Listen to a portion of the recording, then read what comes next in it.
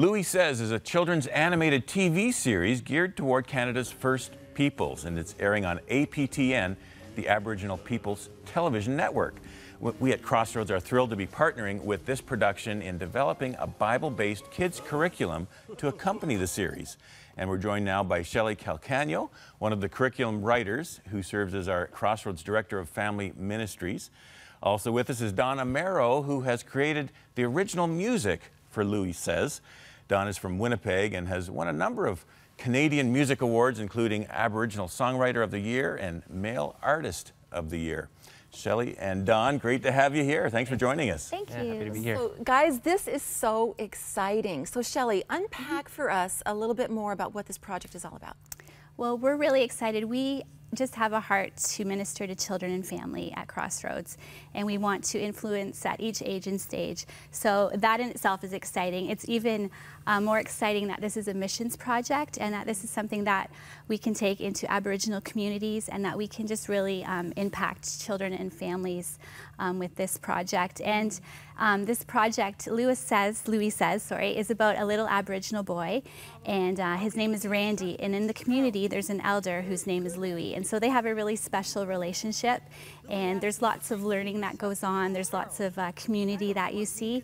So we took that series and we've matched it with biblical values and stories and teaching, so we're really excited about the ministry potential that this has.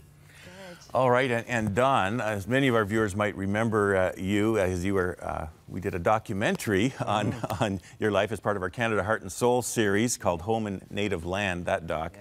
Yeah. And you're also a music artist, of course, is your latest album here, Don Amero, Heart on My Sleeve, and award-winning, and it's so thrilled that you're part of this project as well.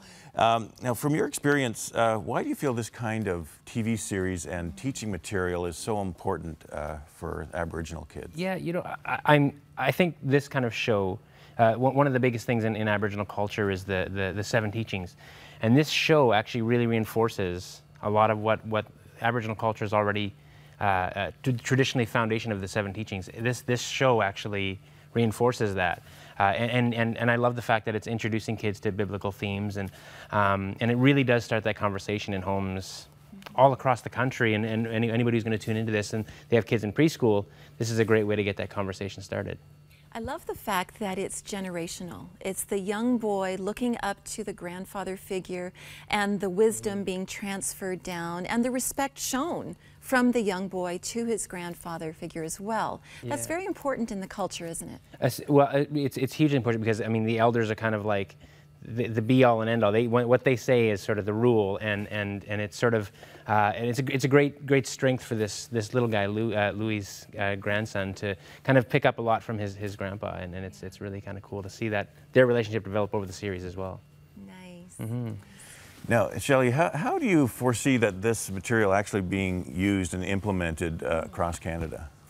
Well, our plan is, because this is a missions project, we want to offer this free of charge to ministries, to pastors, to church leaders, so that they can use it. And we're planning having this available for ministry in 2015. So we're going to be going out this coming fall, and we're just going to be trying to connect at conferences, wherever we can, just to get this into the hands of people across the country so that they can use it. So what exactly are we putting into their hands? Is it like booklets or? Yeah, so this is going to be in a CD-ROM form, CD, DVD. So we're going to be doing up kits that we can give to people. So it's really easy just to give to someone. They can print the lessons off. There's worksheets for the kids to use. So all the resources will be in one package that we can give to people to use. So with some instructions and training as well. So yeah. Now, Don, talk a bit about the music. You've written original music for this series. You know, what was that like, and what do you hope to communicate through that? It was a fun challenge. I've occasionally, over the last couple of years in my career, I've been hired to write specific projects, but this is the first time I ever started writing a kids project. And some people out there might know I've got my son Oscar. He's 2.5 now, so I'm thinking like a 2-year-old most of the time. So this was really a cool way of sort of an outlet for me to sort of let some of that energy go. And writing for a project like this really is exciting, because usually as a writer you're kind of trying to pull inspiration or stories together, whereas this, you're actually given themes for every episode that I was writing for. So it was really easy for me to kind of watch an episode and go, okay, I know I'm going to kind of piece the story together this way. And yes, it was a lot of fun. And for me, I really wanted to make it kid-friendly and not kind of, one of the things people would always tell me is they'd come up to me and say, oh, my kids really love your music. And I thought, okay, well, if they love my music now, I don't want to change it too much from what it is. And I don't want to get too kiddie, you know. I wanted to really keep it kind of my sound, but with a little more content that, you know, somebody in preschool would sort of listen to and kind of already be talking about and talking that way. So I really focused on writing that way for this, and it was a lot of fun. Now, Shelley, it's geared toward which age group, or? I would say that the series itself is geared towards a preschool age group. The curriculum, we're extending that to be for from preschool to about grade 5. Yeah. So we're adding some elements to widen that a little bit.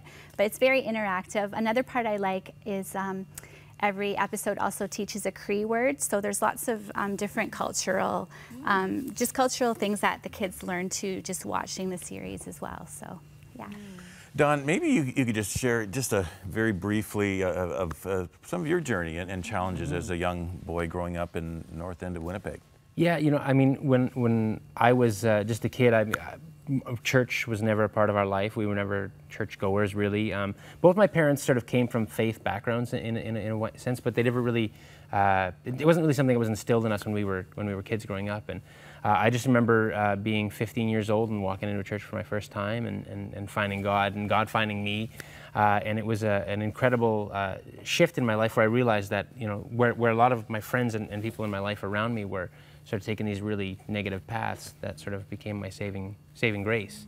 You know, yeah, exactly. And a show like this, you know, had I sort of been able to tap into a show like this, I probably would have been able to find things a little bit sooner than I did in my life. But I'm glad that we can be able to put something like this together and maybe help other little ones out there that are maybe don't have that same sort of foundation, that same sort of scenario as I had. Mm-hmm. This would be kind of a cool way of introducing some of that stuff. So.